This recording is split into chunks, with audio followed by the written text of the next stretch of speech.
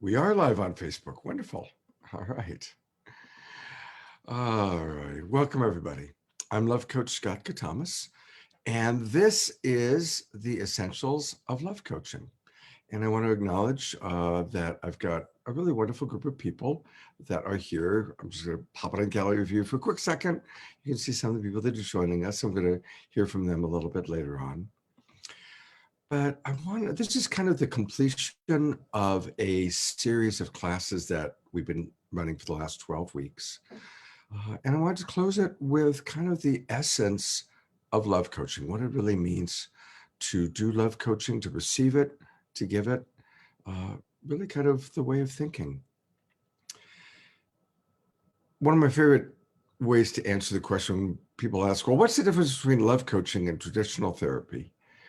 I like to say that traditional therapists, God bless them, have spent many, many years learning how to evaluate and diagnose what's wrong with you, what's wrong with me, what's wrong with anybody.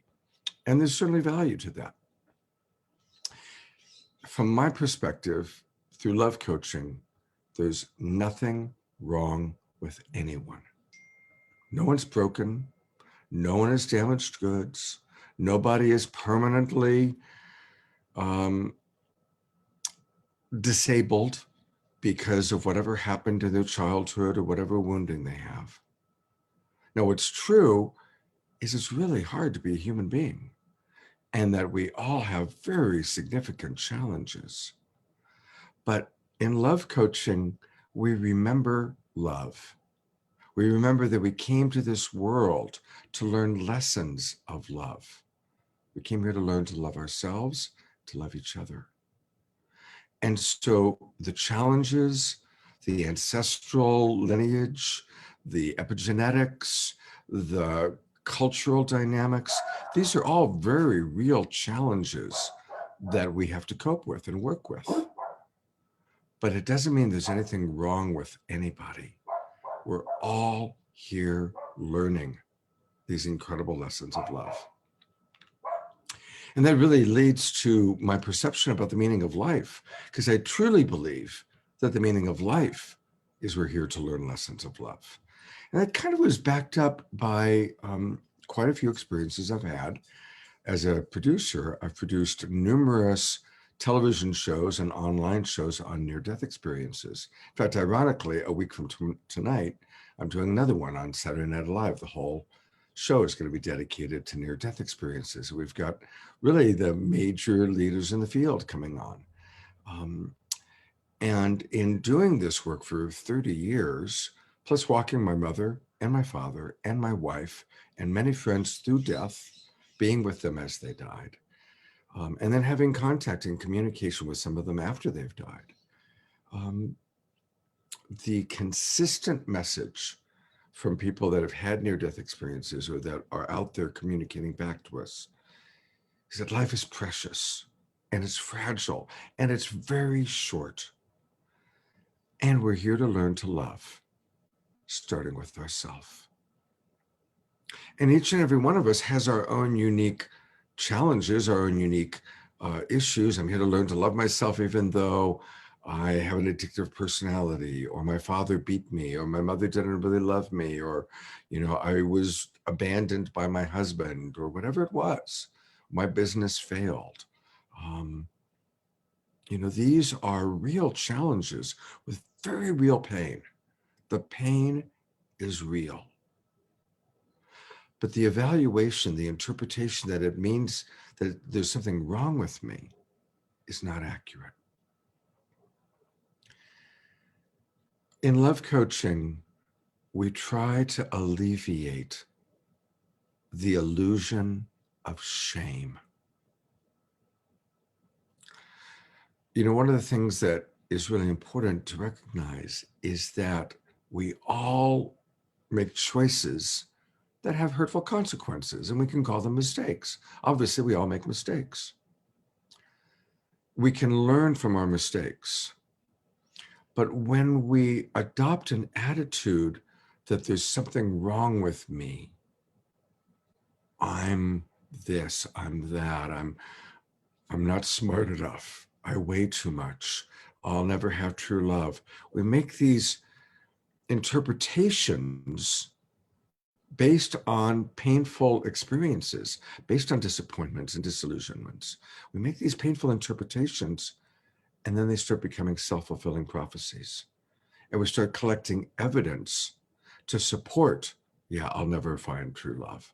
I can't really trust men. Women are manipulative, whatever it might be. The painful experience that we had, we create an interpretation, and then we tend to collect evidence to support that. I've worked with about 1,000 couples at this point. And when I start work with a couple to kind of assess where they are, I ask questions to see how much they still love each other, how much they still remember love. I don't start off with, asking what the other person did that was upsetting. I start by asking, hey, tell me some examples of when you felt really well loved, really well cared for by the other. And most of the time, people start remembering. And I said, that's beautiful. Let's share more examples. And they start remembering experiences of when they loved each other, when they felt well cared for by each other. I'll then ask, what are some of the character strengths or virtues, values that you admire about this person in present time? And again, most of the time they start saying, I just love how responsible he is. I love how playful she is, whatever it might be. What's sad is when I work with couples where they can no longer access that. They can no longer access or share with an open heart memories of being loved and cared for, or really providing admiration. And that's when the relationship has gone so toxic, where there's so much pain that's built up that there's this wall of pain blocking the love that was there. And actually, again, in love coaching, ideally we try and remove the walls to get back to the love that was there, especially when you're working with couples that are long-term. Maybe they've had children. If they've had babies together, there was enough love to make babies, right? And so whether it's healing relationships with others or healing our own personal relationship with ourselves, it's about remembering the love and remembering what are the blocks to love. There's a wonderful example of Michelangelo, who would, take a chunk of marble and create something as incredible as the Statue of David. And people would say, how do you do that? And there's some famous quote where he says, I see David inside. When I get that marble, I see David's in there. And my job is to remove everything that's not David. That's love coaching. We're here to help people remember who they truly are. And all of us are spiritual beings having a human experience. And we're in animal bodies, and the challenges and the blessings of an animal body. The blessings include food. Food is so good because of the senses and our ability to taste, to see, to listen, to feel. And sometimes what we're feeling feels really yummy and good. And sometimes what we're feeling is uncomfortable. Again, in love coaching, we teach that there are no bad feelings. There are no negative emotions. Let's not judge what's uncomfortable. It is uncomfortable to be sad or angry or frustrated or irritated. It's uncomfortable, but it's part of the human experience. And if we're having uncomfortable feelings, it doesn't mean there's something wrong with us or even something wrong with the world. We're having an uncomfortable experience. Prince Siddhartha became the Buddha of compassion when he accepted, there is suffering. The story, he was doing everything he could to alleviate all the suffering of the world. He was dedicated to alleviating all the suffering in the world because he had such a big vision and the heart of a Buddha. But he had to accept in this world, there is suffering, and we have to learn to be present with it. And so in love coaching, we accept uncomfortable feelings. We accept suffering, and then we transform it by dropping into what are the unmet needs, the unmet values, the beautiful longing underneath the deficiency. Again, if I'm working with a couple and he's being judgmental, she never listens to me. Underneath that is the beautiful longing that he really wants to be heard. He doesn't respect me. The beautiful longing to have more respect, to be seen with more respect. And so in love coaching, we help ourselves because we're learning it. All of us are learning it. I've been teaching this a long time and I'm absolutely still a student. We're learning and sharing and teaching how to find the beautiful longings, the beautiful things we desire underneath our judgments or our perception of deficiency. And we do that through compassion. We do that through empathy. A big part of love coaching is learning how to shift from reptile brain reactivity into frontal lobe responsiveness. And so almost all of our tools are about doing that.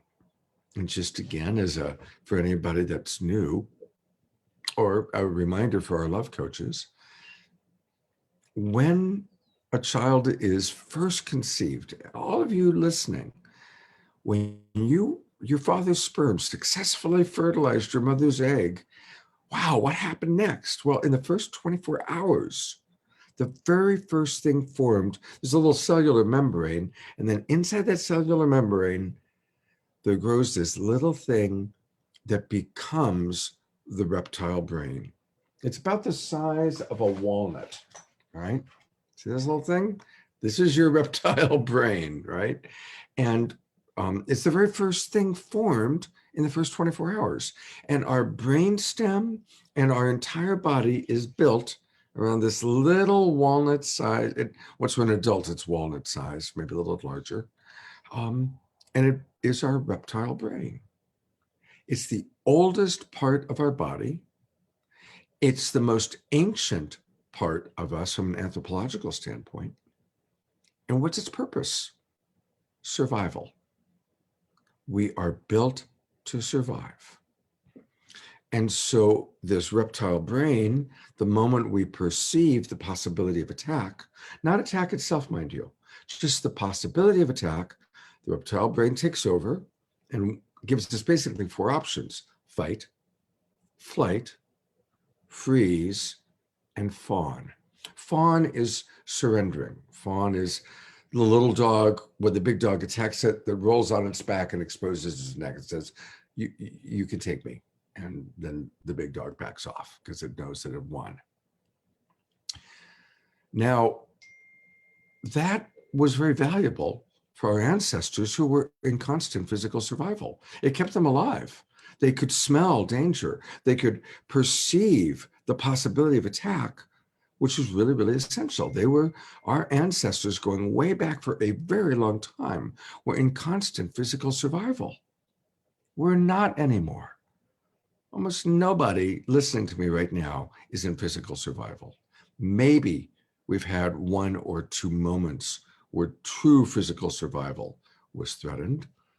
Now, I want to acknowledge many of you may have had an alcoholic father or an angry mother or a brother that was dangerous. And I want to acknowledge that then that sets up hypervigilance and a constant state of anxiety. So that's very, very real. But we're not living in times where we have to worry about the neighboring tribe attacking us. Most of us are not in that place. But we still have that reptile brain that controls things. And so in our relationships, when somebody doesn't treat us the way we want to be treated, we interpret it as an attack, and the reptile brain takes over.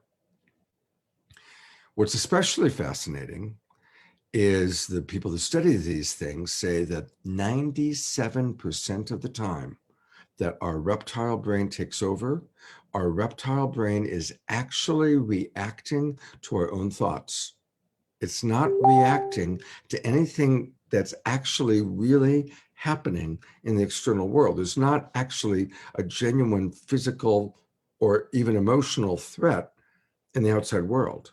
It's our own mind running a story, running a memory, running a projection or an interpretation that's not accurate, that triggers our own reptile brain. It doesn't feel good to be in fight or flight or freeze or fun. It feels funky. It's not fun. So what is cool is the human species is moving from survival, reptile-brained reactivity, into frontal lobe responsiveness. That is actually the direction we are moving. And I love to tell this story, and many of you have heard it before, about the Dalai Lama. And the Dalai Lama allowed brain researchers to hook up electrodes to his brain, where they studied how his brain operates. And what they found, about 90 minutes worth of research, was that at all times, his synapses always fired in the frontal and temporal lobes. Now, there's the logical brain, and then there's the frontal lobe, which is where the empathy center of the brain is and the observer part of the brain is. So we've got reptile brain reactivity, kind of logical brain, that's where we mathematically figure things out, and frontal lobe, empathy, observation, see the big picture.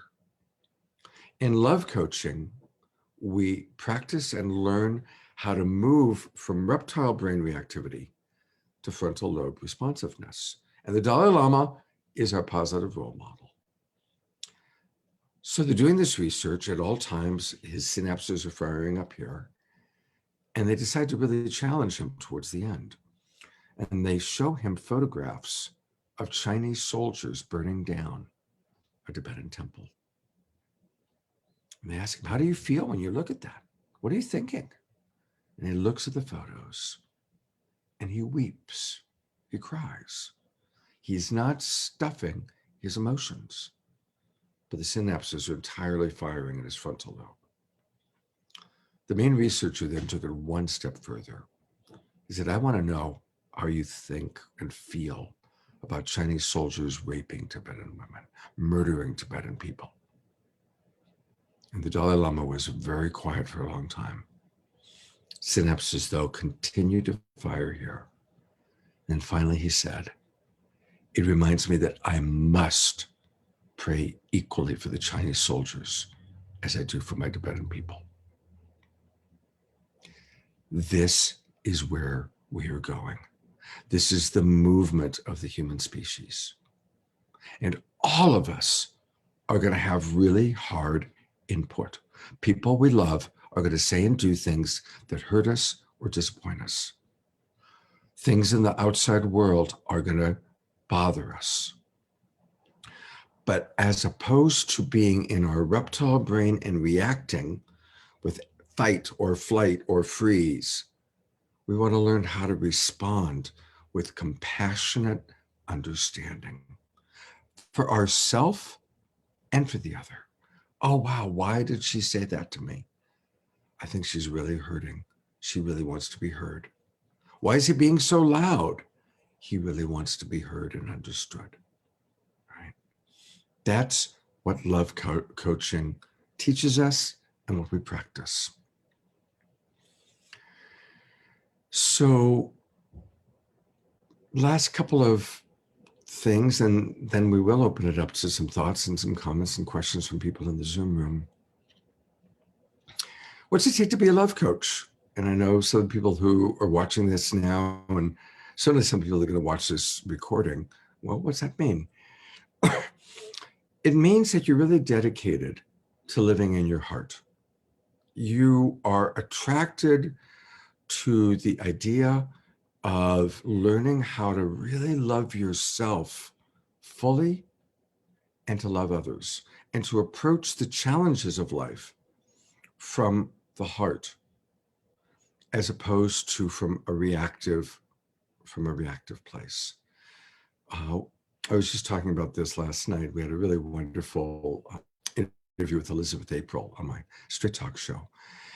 And we were talking about just how important it is, any decision we make in life, may it be the movement forward toward the longing of our heart, the longing of our wise heart, as opposed to a reaction to something we don't like, a reaction to something that we judge. Movement toward what we want, what we believe in, what turns us on, what excites us. Let's move toward that. And I'm going to use just a really extreme example. Obviously, child sex slavery is about the most horrific thing that one can imagine that happens. Movement toward, I want all children to be safe and free, like that, may that be the intention, as opposed to we must destroy all child sex slave people, right? Like, see, one is a reaction that fuels polarization and fuels hatred and judgment. And the other is this beautiful longing that we all have for everyone to be safe, every child to be free. And so again, that's an extreme example. Now let's apply it to our lives. What is it we long for? I so want to be heard and understood. I so want to be well loved. I so want you to understand me or to feel me, to connect to me, to be present with me, as opposed to you never listen to me. You don't care about me, right? See the difference? Now, it's the same circumstance. It's the same experience, but in love coaching, we learn how to make it about what we long for and to move toward what we long for, as opposed to being in a place of judgment. Because judgment only begets more judgment. Now, I've been hip to that for 20 years. Do I have judgmental thoughts? Absolutely. Every day I have judgmental thoughts. Still. But I almost always notice it. Oh, there I go. I'm judging. What's underneath the judgment? Oh, I want more, or I'm longing for. So it's not like it's a light switch that goes off. It's like anything else, like playing a musical instrument, doing yoga, doing a martial art form. Anything that we want to get good at, we have to practice. And in love coaching, we practice with ourselves, with each other, and we share what we learn with our clients and with our friends. And recognizing that everybody's at different levels. In Love Coach Academy, we do have classes. We do have ongoing courses. We have our Wednesday night empathy practice group that Anna Prabha leads beautifully, where we practice giving and receiving empathy. And we'll be establishing more and more classes where people can really learn the skills of love coaching. And honestly, everybody comes to us at a different place. There's some people, Timothy Earle was a professional therapist for 20 years before he came to Love Coach Academy. So he already had a wide background of experience, but he really loved this particular style of coaching. The idea of seeing what's right with people and as opposed to diagnosing what's wrong with them. So this is kind of the essence of it. The love coaches that have been attracted to us totally range in age, background, but there is a common thread of wanting to learn how to love ourselves and love each other even more fully. One last piece that is also really important part of love coaching, and that's self-sourcing. Learning how to not look to the other or external world to get our needs met, but learning how to self-source. Now, often when people hear that, they go, no, I want to be more loved by my wife. I want to be better loved by others. And there's this fear that if we learn how to self-source, it means I'm cutting out the rest of the world and I'm supposed to learn how to meet all my needs by myself. That's not it at all. That's not it. What's true is when we're grasping for someone else to meet our needs, we become repulsive. Think about it. Think about somebody who really it's just coming at you, wanting something. What do? You back off, you push them away. Right? When we grasp, we are repulsive and we're less likely to get what we want. When we're receptive and we invite connection, but we aren't grasping for it, we invite it and we're available to receive it, we become attractive, we become magnetic. Self-sourcing are tools that help us to learn how to notice what we're really craving, what we're really longing for, and we own it, we claim it, we acknowledge, I so want to be heard. I so want to have my creative expression fulfilled. We acknowledge what we're longing for, but we reduce our dependency on another or on the world to show up a certain way. And we learn how to receive it and claim it and work with it within ourselves. And ironically, then we attract, or much more likely to attract, loving support and nurturing from the outside world. So that's another very, very important part of what we do. I want to thank everyone for watching so far. And I am now going to open it up to, we have some wonderful friends and love coaches that are in our Zoom room. And so welcome everybody. Thank you for being here. And I am now gonna kind of take the spotlight off myself and open it up to any thoughts or questions or comments or questions that anybody might have. So, and I see most of you have turned your cameras on, but anybody else, if you turn your camera on, then I can see you. And wondering if anybody has any thoughts or questions about the topic, anything that got inspired. Yeah, we'll go with Teresa.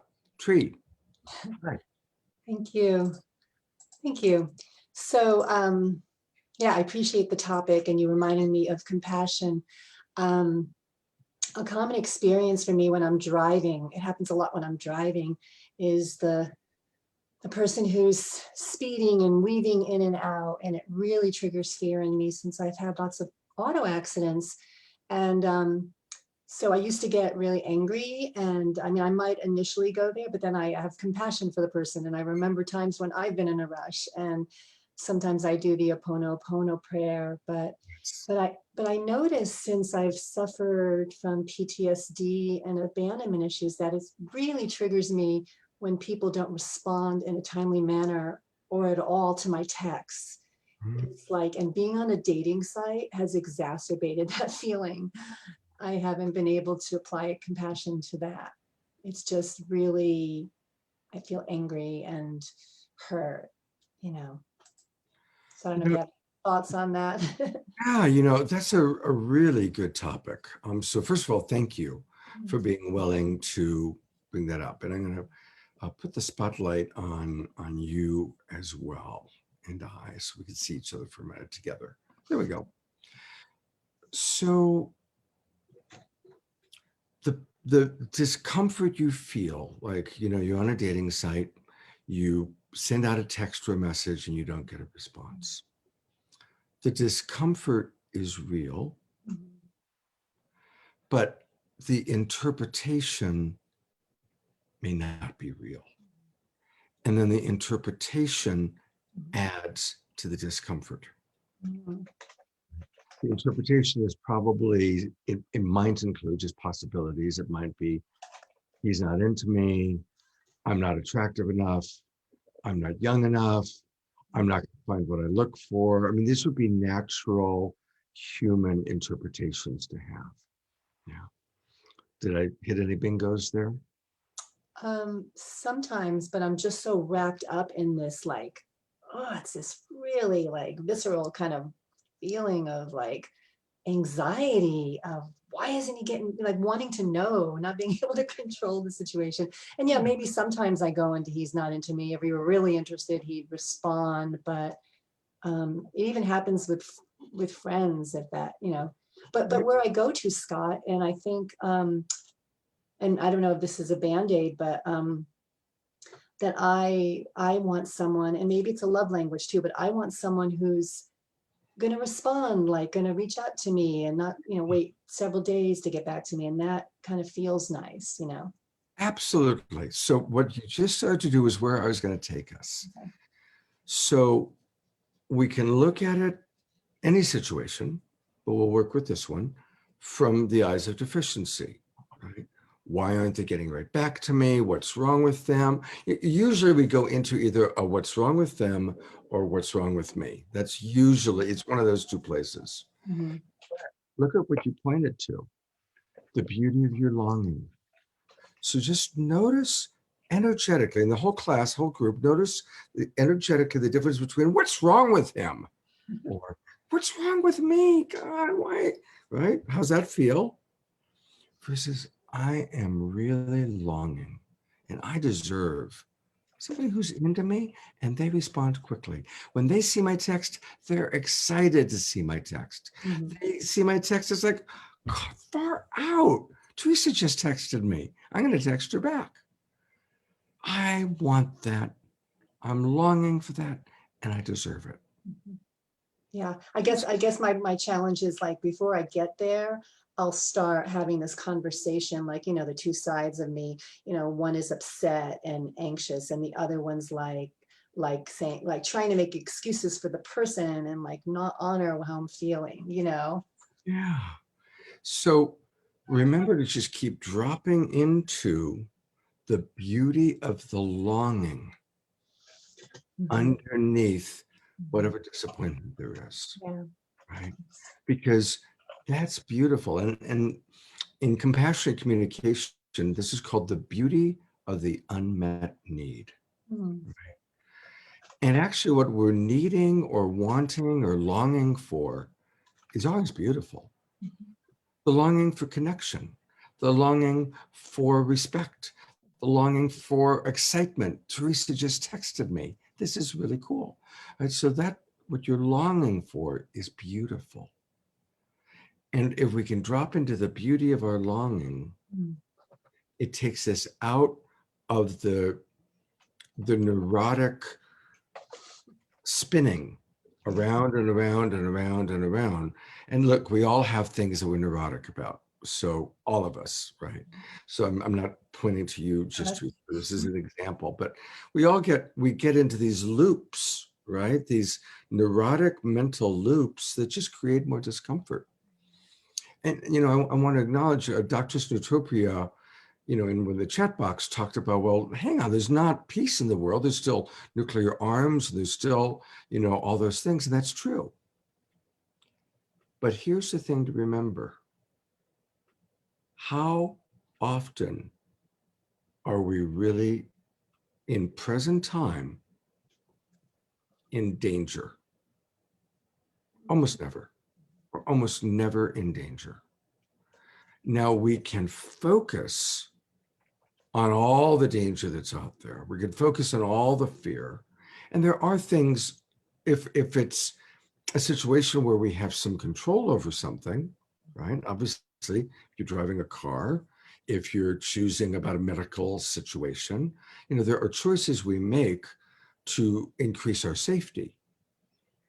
But often we spend so much time thinking about something we have no control over, or in fear of a future or fear of something that we have no control over, that takes us out of the present time. And present time, it's actually a really beautiful day.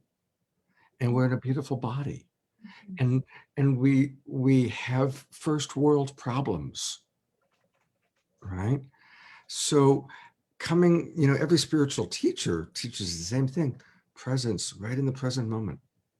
Right now in this moment. Are you safe?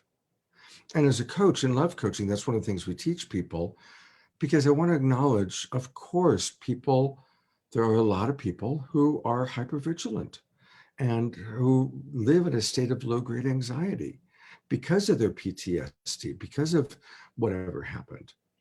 But one of the things we teach people is just to ask yourself, if need be, 100 times a day, am I safe right now? Oh yeah, I am.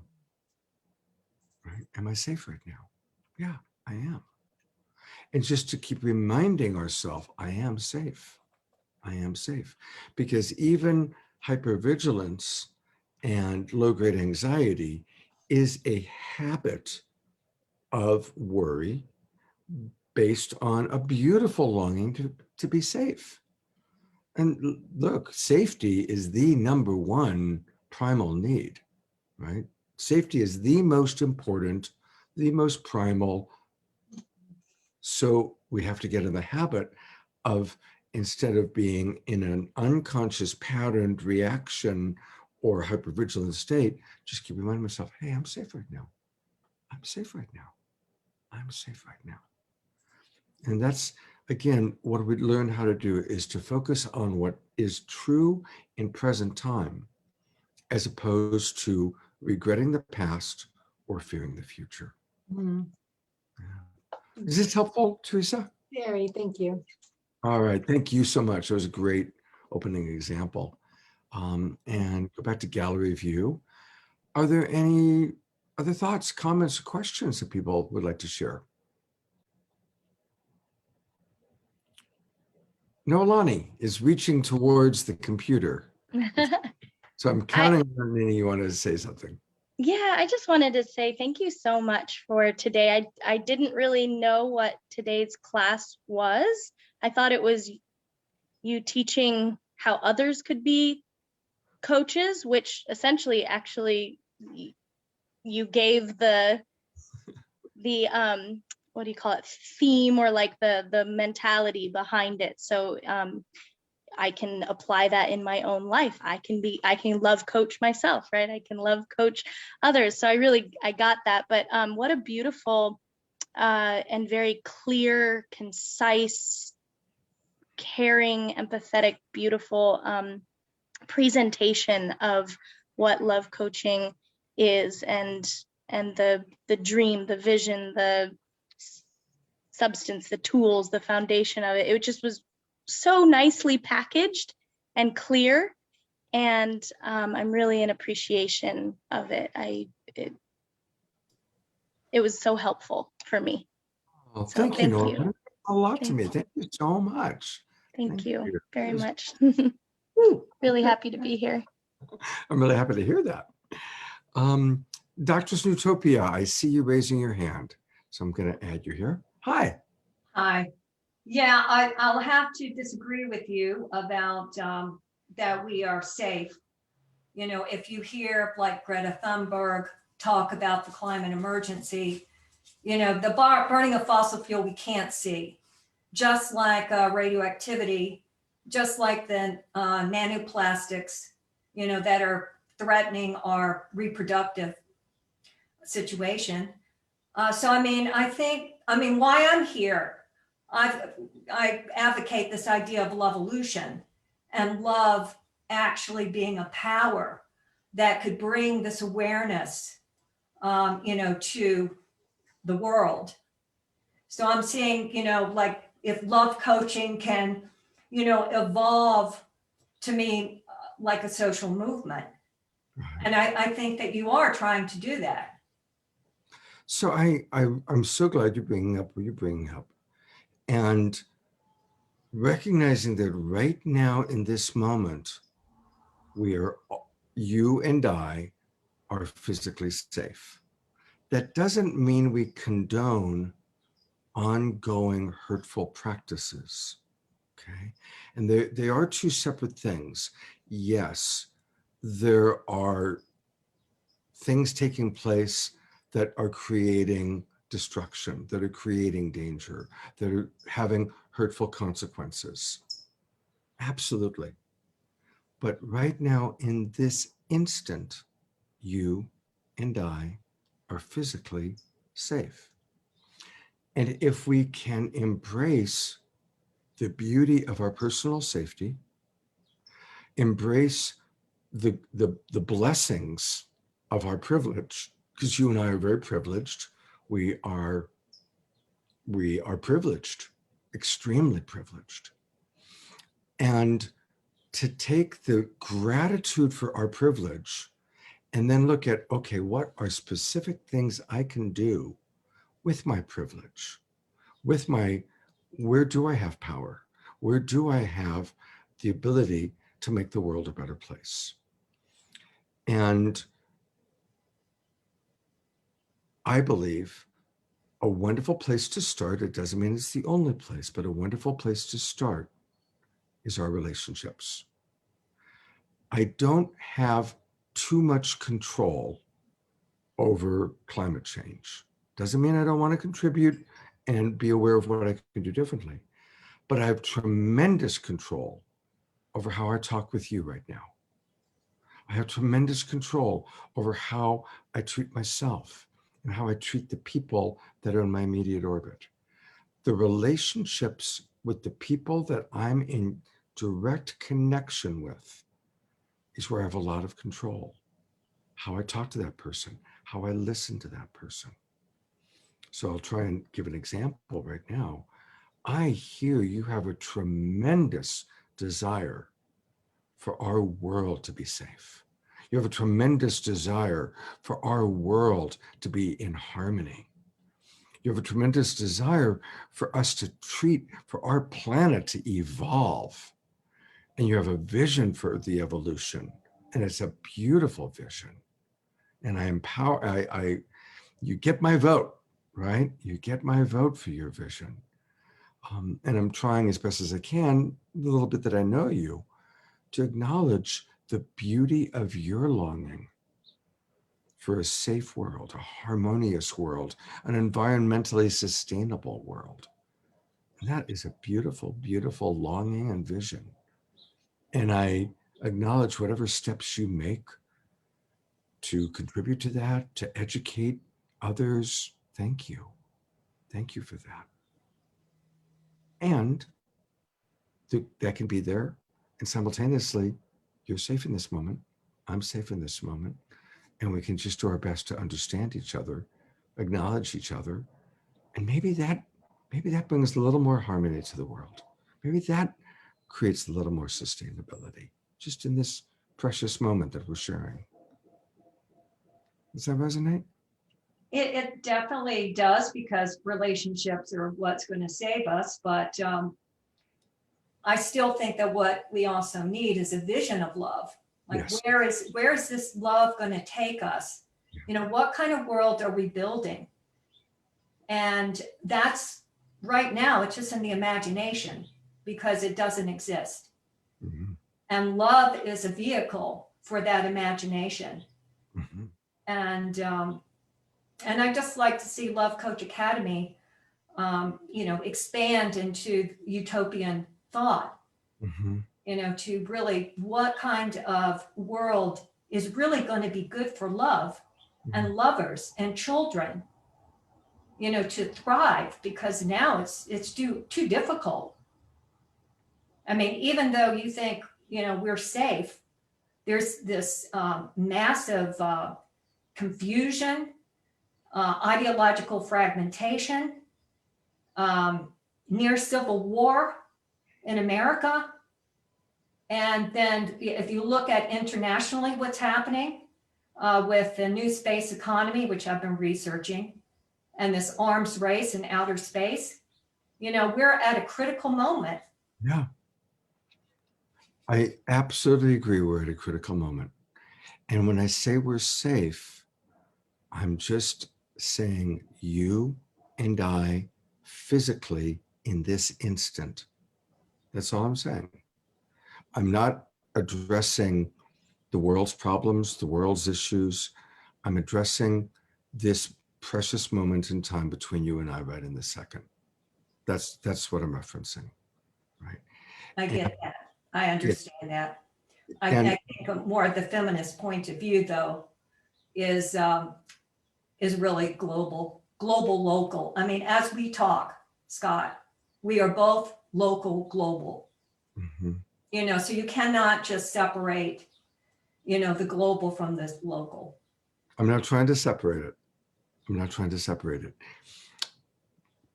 I recognize that some people are motivated by fear of the future. Most people are paralyzed by that. Now, I'm guessing you're someone, maybe you're a first responder. You know, a first responder, my understanding is about 4% of the population, when danger takes place, 4% of the population are wired to move toward the danger. 96% of the population is wired to run away from the danger. And so likewise, as a coach that's coached thousands of people, I've observed that most people are paralyzed by fear of the future. Most people, what they're afraid of, that's usually future thinking. It creates paralysis, overwhelm, shame. Now, some people are inspired by that. I can think of a couple people I know that are really inspired by being in a constant awareness of what's wrong and what needs to be fixed. And that's their way of being. And I certainly am not making them wrong for it. But for me, I think we can all be more effective about creating change by being in a state of gratitude for our privilege, being in a state of gratitude for exactly where we are, not with blinders on, not saying that, hey, la-di-da, I've got it so great, screw climate change. No, of course not. But you are inspired to really do something about it. Aren't you more effective, or aren't most people, maybe you're different, aren't most people more effective if they're at least in the awareness of right now in my personal sphere, I'm safe. Therefore, I can put my attention on a bigger picture. That's where I'm coming from with that. You know, and in my conversations with you, I've observed that you are very global in your thinking. You're very attuned. Your nature appears to be very attuned to the big picture. And that is awesome. That's awesome. I tend to be more attuned to one-on-one personal relationships first. Let's get our family in order. Let's get our personal relationship to self in order, our relationship to life and the divine in order, so that we can be most effective in doing the big work.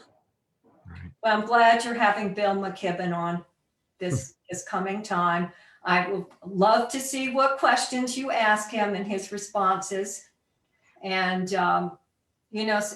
maybe he has some insights into the politics of love and climate change. I'd love to hear, that.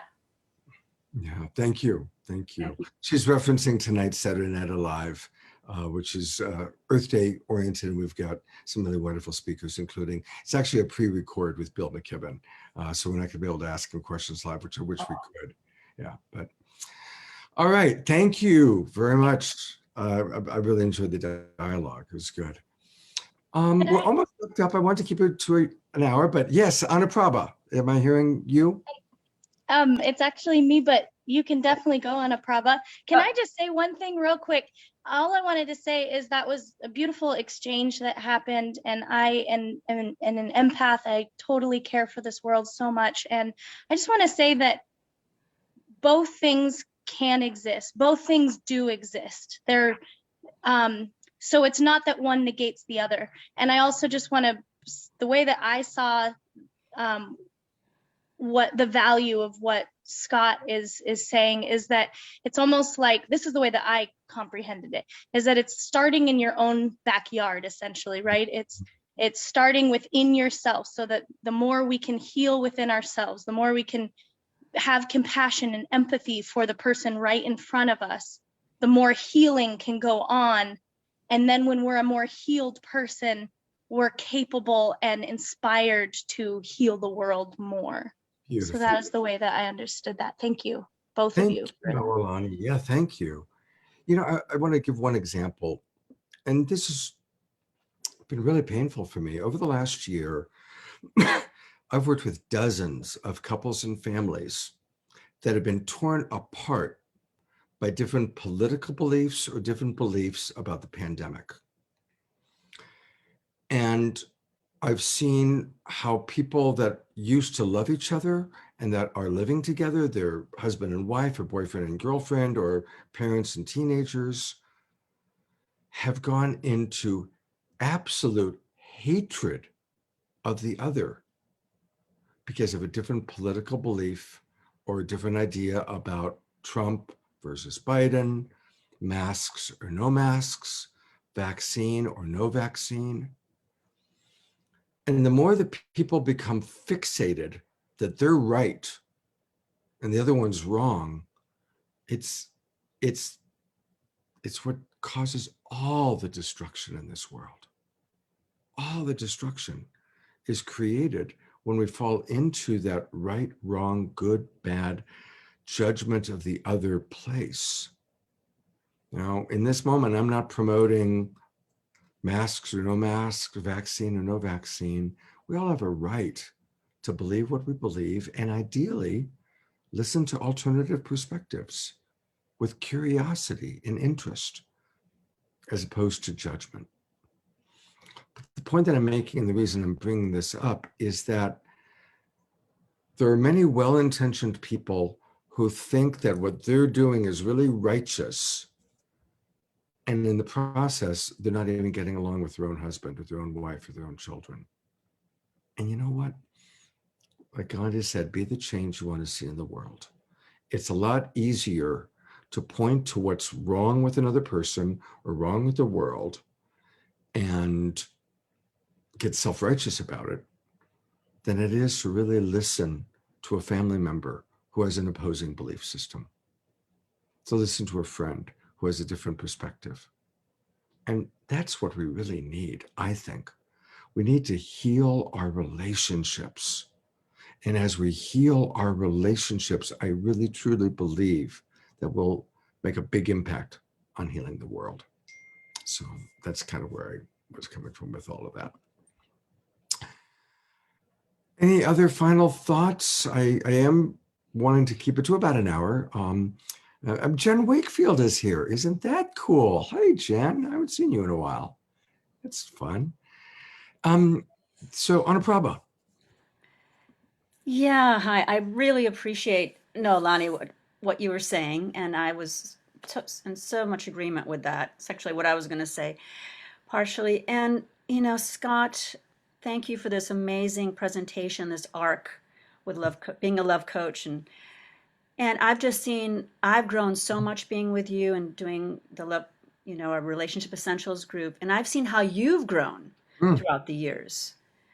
And the power, that vision of love that the doctor was talking about, I really feel that that's what we're creating here in Love Coach Academy.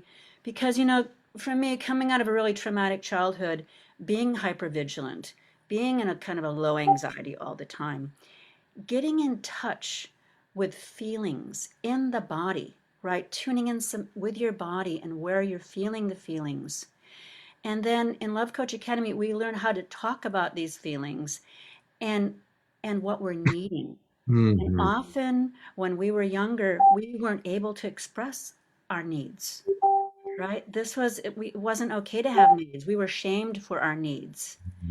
And, and understand also as a woman, that's also delicate because as women, our throat chakras are blocked, through a lineage of being unsafe to talk, which we are still, having to really work with and feel and understand that lineage of having our throat chakras blocked. And so on this one, we're getting that support and being in a compassionate, so we work with, I lead the empathy practice groups Wednesday nights. So really creating a safe container for everyone to have a voice and share what's really going on with them. And that really where we are with Love Coach Academy and how we support everyone to have a voice and all feelings are welcome. And that's just so important. And really our relationships and our relationship with ourself, having self-empathy and then being able to share that with our partners, with our children, with our parents, with our relatives. And and there's the vision of love that goes out to the whole world, so Thank you, Scott. Oh, thank you, Anupama. Thank you so much. All right. Are there any other final thoughts, comments, or questions? Wow, Jen Wakefield. All right. So, hi, Jen. Hi. Oh my gosh, it's so good to be here. I got your email and like, I want to tune in. I just want to give my thanks to you and that how much my life has changed by being a part of Love Coach Academy and doing the relationship essentials, I think 3 times. And Yeah. it's phenomenal. And I noticed that when my reptilian brain fires up, I know that's an immediate flag for me to pause. So that's what I do now. Now, when I go into this, like I get angry or I'm upset or I feel hurt, I take my time and pause. And I think I'm about 90% there. I still react about 10% of the time. And it makes so much more of a mess. And so when I take my time and I go inward and I see what I'm, needing, what I'm feeling, and then I take my time and think what the other person might be feeling and needing. And then I just wait. I tell myself I can't have conversations like this until I'm in a place of peace. I've moved through some of the energy. And then I'll go into a conversation with the individual. And it's just rocked my world to slow things down and move from that space. And it's through your guidance and your skills that you teach that it's changed my life. So thank you. Oh, Jen, my God, thank you so much. Wow. Yeah. That's pretty awesome. It's Yeah. good to see you. Thank you for the beautiful, and what a beautiful teaching. Jen just gave probably the most fundamental teaching, recognizing, oh, my reptile brain, slow down, slow down. It is the most important thing when we get triggered, and learning how to notice that very first symptom, right? Learning how to notice, and each of us has a different early warning system, right? What's your early warning system, Jen? What's the first thing you notice that is an indication that you might be getting triggered or that you're beginning to slide down a slippery slope? If I'm getting angry Mhm. about anything, when the anger comes up, it's like there's a need not being met. And so I need to take my time to understand it all rather than just react with the anger. So usually the flag is anger. If I'm feeling anger, then I just stop. I Yeah. just don't go anywhere with a conversation. I don't respond back. I just wait until, I've settled and had some understanding in myself and same thoughts with the other person. And it's so helpful because sometimes I approach back not on my needs, but on their needs. And it's a much more beautiful way to have relationships as to be caring for this other person. And I know that the reason that they're acting out is because they have an unmet need. And yeah, and so it's just, it's beautiful. But that 10% of the time, boy, am I on a roller coaster? Oh my God.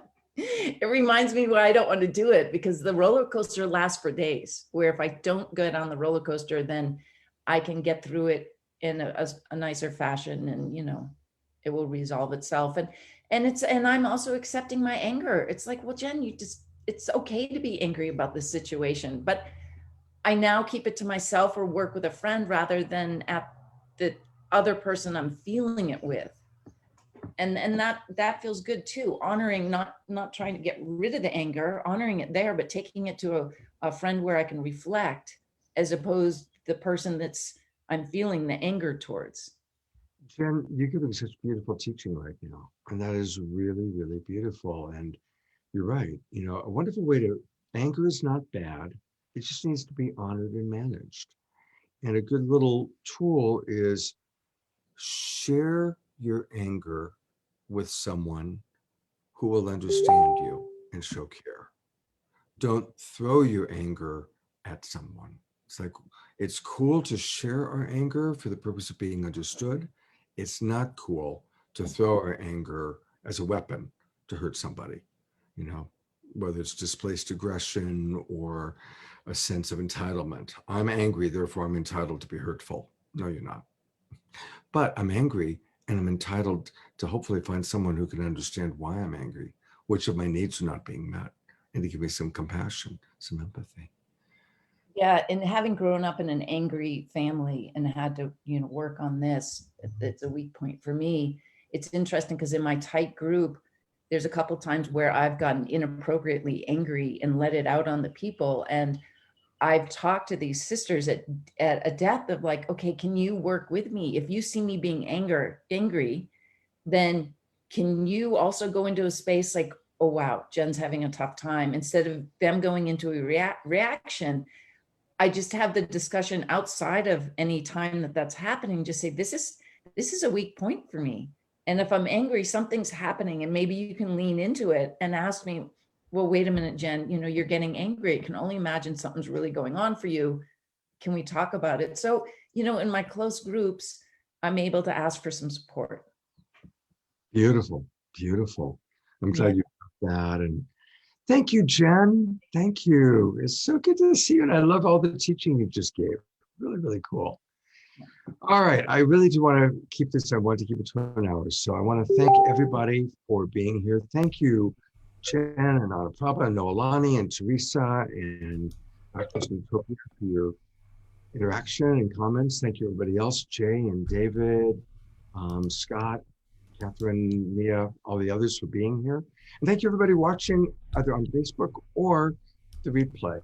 And this is going to be the video I'm going to send to people when they want to know more about love coaching.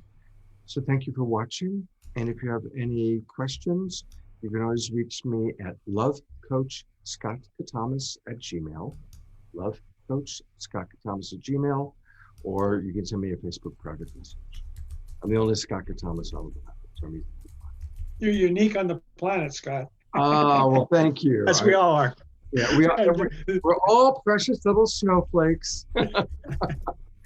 Oh, thanks, David. All right, take care, everybody. Have a great, come to Saturday Night Alive tonight. It's going to be very good. All right, take care, everybody. Thanks, Scott. Thanks, everybody. Bye-bye.